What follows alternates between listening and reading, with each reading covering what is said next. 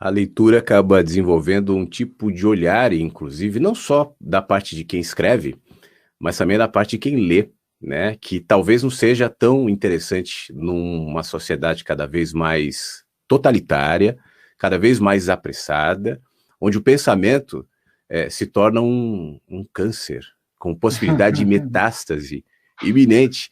Então, meios para você, de alguma maneira, interromper o pensamento é, de alguma forma, interromper, por exemplo, ou desestimular, por exemplo, a Sem dúvida. leitura. E você falou bem, eu acho que tem espaço para os produtos, para, enfim, existe todo o mercado, a gente sabe disso, mas quando você ocupa o espaço da arte, e eu não estou me referindo só ao texto, né, só à literatura, mas expressões artísticas de maneira geral, e substitui isso pela peça, pelo entretenimento, pelo que é vazio, você está roubando do povo a capacidade de pensar. É mais do que o ato de pegar um livro e ler, né? Porque na capacidade de pensar está a capacidade, por exemplo, você usou um termo que eu gosto, o termo de ser selvagem. A leitura é selvagem e as pessoas, nessa medida, dentro dessa perspectiva também, porque um ser selvagem não adere. E tem muita gente buscando seguidores, adesões, e tem muita gente buscando um rei, um líder, um deus. Na política do Brasil, isso está claro já há alguns anos. E hoje, mais do que nunca. Por exemplo, e a gente vê isso no mundo, de maneira geral. Na minha opinião, isso faz parte da nossa dificuldade e desenvolver justamente esse senso crítico mesmo. Por isso o trabalho de resistir, escrevendo, enfim, compartilhando os pensamentos, como você faz. Apesar da tecnologia estar mudando também, né, o Samuel? Hoje em dia, essa tecnologia de vídeo, eu tenho esse canal no YouTube já faz algum tempo, ela ocupa um espaço nesse sentido também. Tem muita gente que fala, olha, eu nunca li nada que você escreveu, mas eu vejo teus vídeos, eu estou aqui. Muda a cabeça também das pessoas, né? Sim. Sim, os vídeos também são interessantes e são... Não podendo existir uma conversa ao vivo, o vídeo ocupa esse lugar.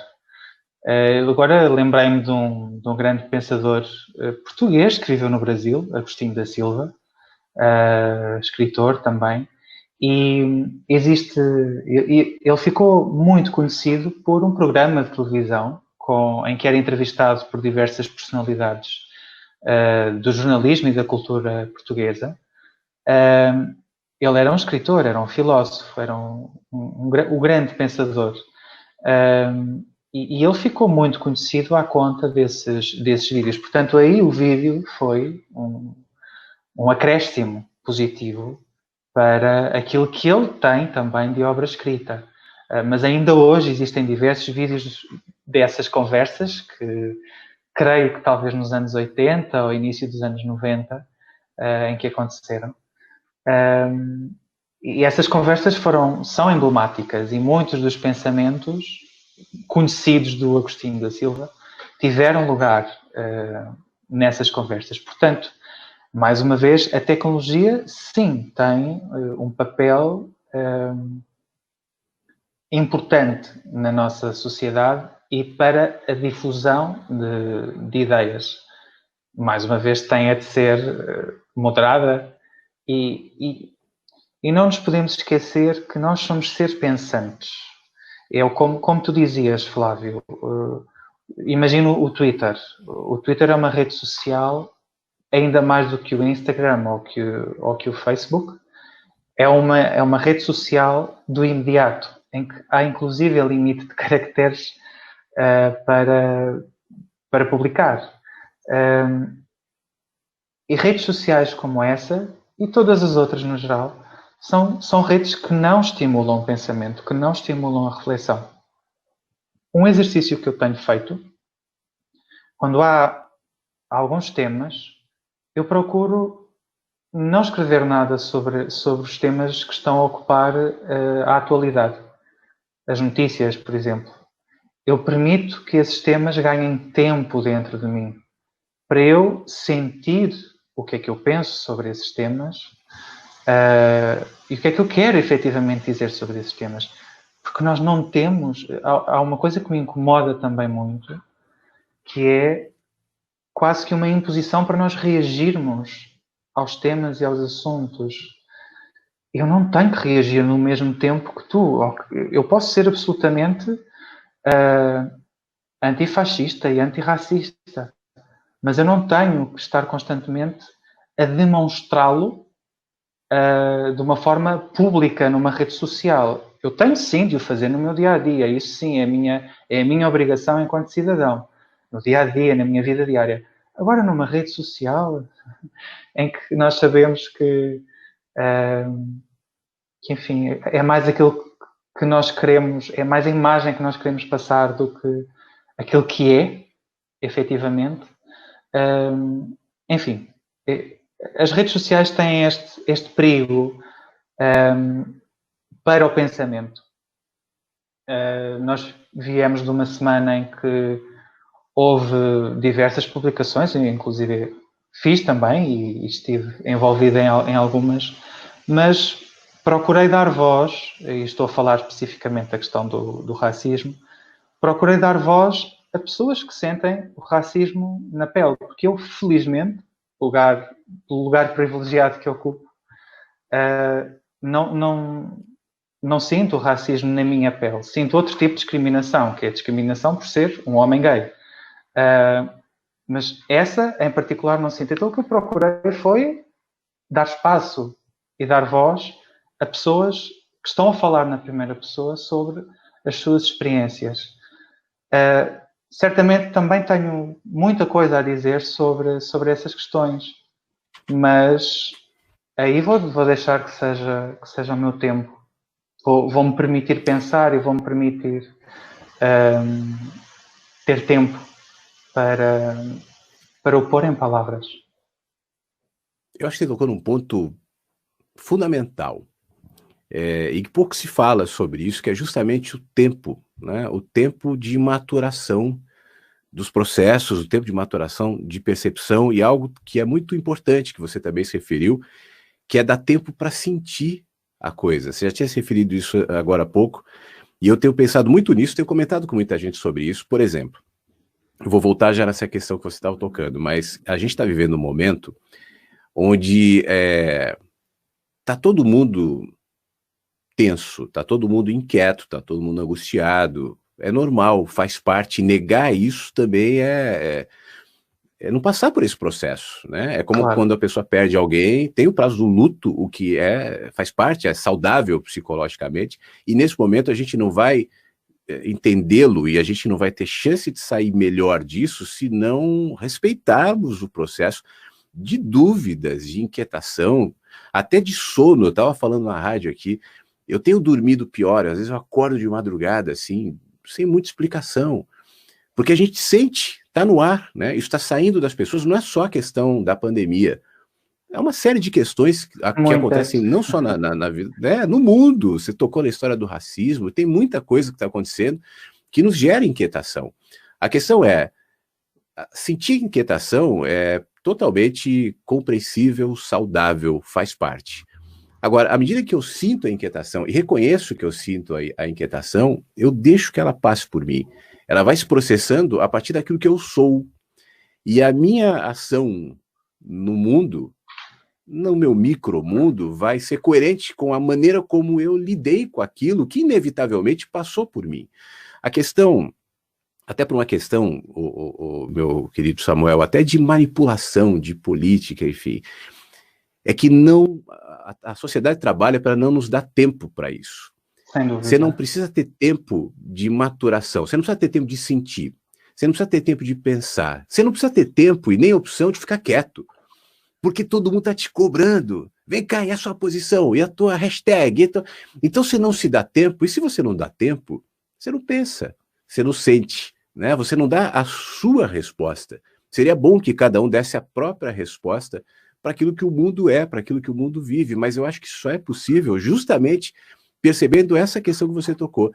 Às vezes eu não quero entrar, às vezes eu quero ficar quieto, às vezes eu quero dar tempo. Observar. Dar tempo para mim, né? Sim. Observar e ouvir. E absorver. Ouvir os outros. Sim. Exatamente. E se eu não quiser falar nada, isso não quer dizer omissão também. Não. Às vezes a minha ação, ela passa pelo silêncio, né? Ela passa por um outro tipo, como eu falava, a escrita é uma resistência também, é um engajamento, e alguém pode falar, mas você não está agindo e reagindo. Não, eu estou lidando com o mundo desse jeito, isso é uma ação. né? Isso é um engajamento também. Mas repara, né, a gente entra num processo de aceleração de tal forma, porque no fim das contas é muito mais fácil eu manipular as pessoas levantando hashtags, enfim, pautando a mente das pessoas, mobilizando de alguma maneira e alimentando essas pessoas com a sensação de que estão fazendo alguma coisa. E na realidade não estão. Aconteceu aqui na semana passada, no fim de semana passado, Samuel, não sei se você viu, mas teve uma manifestação pró e contra governo na avenida mais importante de São Paulo, uma das mais importantes do Brasil, que é a Avenida Paulista. Sim. E foi um quebra-quebra, gente se batendo e tal. E eu fiquei pensando, de que forma isso contribuiu, por um lado, aqueles que apoiavam o governo e, por outro, aqueles que falavam em nome da democracia? Não estou dizendo que não, mas pessoalmente eu não vi muito movimento de benefício, enfim, de crescimento, a não ser isso, deixar as pessoas mais inquietas, mais angustiadas, mais odiosas, mais revoltadas e mais briguentas em tudo. E o que sai disso não é poesia, né? Não é poesia, é ruído, e muito ruído. Então eu acho muito legal essa coisa que você falou do tempo, de sentir. Isso é um negócio que a gente não pode esquecer. A maturação, a palavra que usaste, é a palavra perfeita que eu pessoalmente também costumo usar muito. A maturação é essencial para o processo criativo. Eu tenho livros que estão a maturar 3 anos, em que eu estou simplesmente a fazer o processo. Eu sei que vou escrever o livro, mas eu não escrevo. Eu estou a sentir, estou a viver, estou com as personagens na cabeça, vou passando por situações da vida e penso no livro. E isso, para mim, já faz parte do processo de escrita. E isso é maturação. E isso é fundamental, porque os melhores vinhos são aqueles que têm um processo de maturação, não é? Os queijos, sim, para quem gosta de queijo, e eu gosto muito de queijo, sim, queijos que têm uma maturação mais prolongada são queijos mais complexos ao paladar. A maturação é fundamental. Para mim, os tempos que nós vivemos são tempos em que não se quer pensamento distinto, não interessa que haja pensamento distinto. No fundo, o que está a acontecer agora é o que sempre aconteceu, mas agora está a um nível globalizado, porque o que interessa é um pensamento em massas, porque as massas são facilmente controláveis. E não interessa se as massas estão unidas por uma questão ou por outra questão, o que interessa é que elas estejam controladas e que não olhem para si. E para si, para os seus processos, para aquilo que elas querem. E isso é grave, porque isso é um tipo de servidão, que é uma servidão a uma tecnologia e é uma servidão a um senhor sem rosto. E isso é muito perigoso, porque quando existiam ditaduras, e nós agora ainda existem ditaduras, não é? Mas quando há uma ditadura, nós sabemos que é aquela pessoa, conseguimos identificar. Neste momento não existem rostos. Para toda esta questão tecnológica, para esta questão das redes sociais, não existem rostos. A forma de controle é uma forma muito mais sutil, inteligente e maquiavélica mesmo. E isso é muito perigoso. Mas eu volto àquilo que tu dizias. Para mim, mais importante do que colocar um hashtag, e se for preciso, coloca-se o hashtag. Mas não é o hashtag que vai mudar o mundo. Não é o hashtag. É a minha ação no dia-a-dia. São as minhas escolhas no dia-a-dia. É se eu sou uma pessoa racista ou não racista. Ou melhor, antirracista ou pró-racista. É isso que vai fazer realmente a diferença no mundo. É se eu vejo que alguma pessoa está a precisar de comida, e agora com esta situação da pandemia, tantas pessoas que ficaram sem emprego e que precisam de ajuda, eu sou pessoa para ir lá ajudar, ou vou ficar no conforto da minha casa porque até continuo a trabalhar. E são estas pequenas coisas. Não é o hashtag que vai mudar o mundo, acho que nunca mudou, e não vai mudar. Tal como há poemas que mudam o mundo.